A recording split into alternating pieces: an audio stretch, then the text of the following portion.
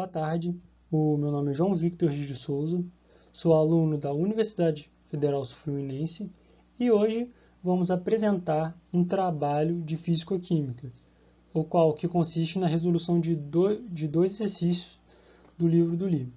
O nosso professor é o Paulo Rangel Rios e esse trabalho foi feito por dois alunos da Engenharia de Materiais, que é o Danilo Cordeiro e o outro que sou eu, João Victor. Roteiro. Antes da gente passar para a resolução dos exercícios, vamos fazer uma breve revisão de alguns pontos importantes para o nosso desenvolvimento do nosso exercício, que consiste em uma introdução, que vamos abordar de maneira geral o que é termodinâmica. Vamos falar um pouco também sobre sistemas, sobre a primeira lei da termodinâmica, um pouco sobre os conceitos de entalpia e capacidade calorífica e, por fim, da segunda lei da termodinâmica.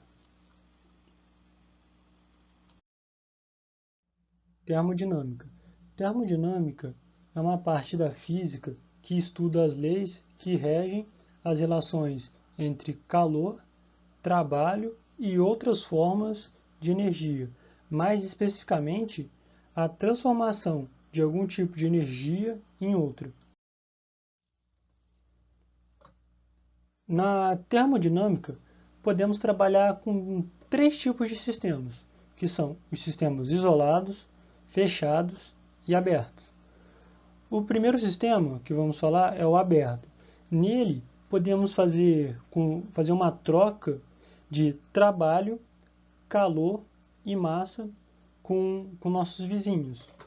Já o sistema fechado, ele só permite a troca de calor e trabalho. Já o sistema isolado, ele não vai permitir a troca nem de trabalho, de calor e massa. Primeira lei da termodinâmica. A primeira lei da termodinâmica nos diz que a variação interna de energia de um sistema termodinâmico é igual à quantidade de calor absorvido por ele menos o trabalho realizado pelo sistema. E aqui podemos ver que incrementamos nossa primeira função de estado. O que seria essa função de estado? São funções que dependem apenas do ponto inicial e do ponto final. Entalpia e capacidade calorífica. A entalpia ela é representada pela letra H, é a quantidade de energia de uma dada reação, ou seja, é a energia térmica de uma reação. A sua variação, ou seja, que a entalpia final menos inicial for menor que zero, eu vou ter um processo exotérmico, ou seja, a minha reação vai liberar calor. Já o oposto, quando a minha variação da entalpia for maior que zero, eu vou ter um processo endotérmico, ou seja, eu vou absorver calor. Já a minha capacidade calorífica, ela é a quantidade de calor necessário para aumentar a temperatura em 1 grau. Ela pode ser representada por Cp ou Cv. Cp significa que é a pressão constante e Cv a volume constante. Cp é igual à variação de calor dividida pela variação de temperatura, que é igual à variação da entalpia dividido pela variação de temperatura. Já Cv é igual à variação de calor dividido pela variação de temperatura, que é igual à minha variação da minha energia interna dividido pela minha variação de temperatura. Segunda lei da termodinâmica. Se o processo é irreversível, a entropia de um sistema fechado é sempre aumentada. Se o processo ocorre em um sistema fechado, a entropia do sistema aumenta para processos irreversíveis e permanece constante para processos reversíveis. E ela nunca diminui. Pois bem, isso foi... E agora vamos dar início. O que quer dizer essa palavra entropia? Entropia está associado à ordem ou à desordem de um sistema. Quando fazemos a variação, fazemos a variação da entropia, temos que Se a entropia for maior que zero, a entropia aumenta. E com isso, aumenta a desordem. Quando ela diminui, acontece geralmente o oposto. A entropia diminui e a desordem também. Então, como foi dito anteriormente, para sistemas reversíveis, podemos usar a seguinte fórmula, que a variação da entropia é igual à integral da variação de calor dividido pela temperatura. Já para processos irreversíveis, a variação da entropia é maior que a integral da variação de calor dividido pela temperatura. Finalmente, vamos dar início à nossa resolução dos exercícios.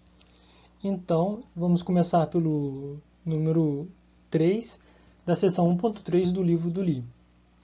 Pois bem, suponha que a seguinte reação ocorra em 298 Kelvin, que eu tenho óxido de ferro mais alumínio, que dá 2 ferro mais óxido de alumínio. A temperatura do sistema e do ambiente é mantida com a reação. Calcule a variação de entropia do sistema associado à reação.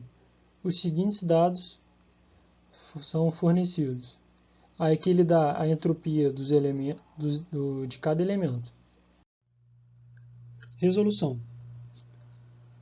Agora, basta a gente fazer, para achar a entropia da reação, vai ser igual o somatório da entropia dos produtos menos o somatório da entropia dos reagentes. Com isso, chegamos nessa seguinte equação, que substituindo os valores, chegamos em que a entropia da minha reação é igual a menos 38,6 joules por kmol.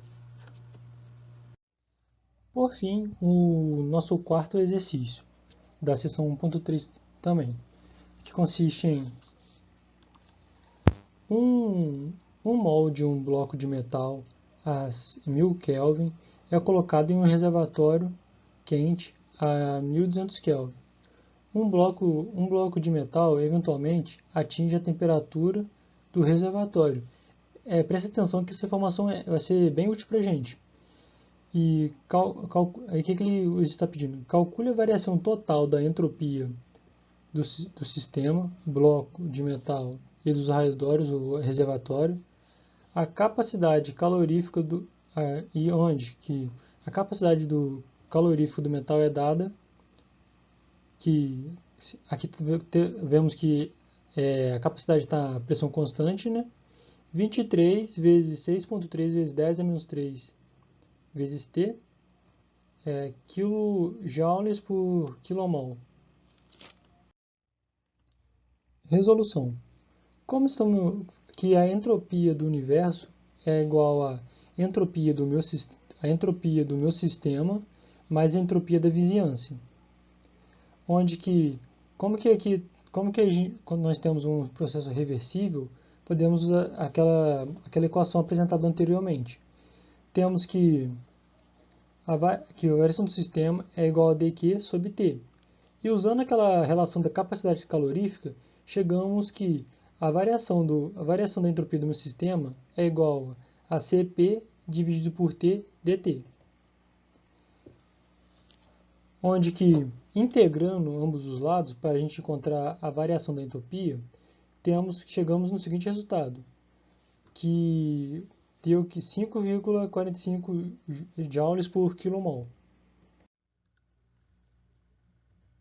Dada a seguinte forma, que a variação da minha entalpia é igual a T vezes a variação da entropia, mais o volume vezes dP.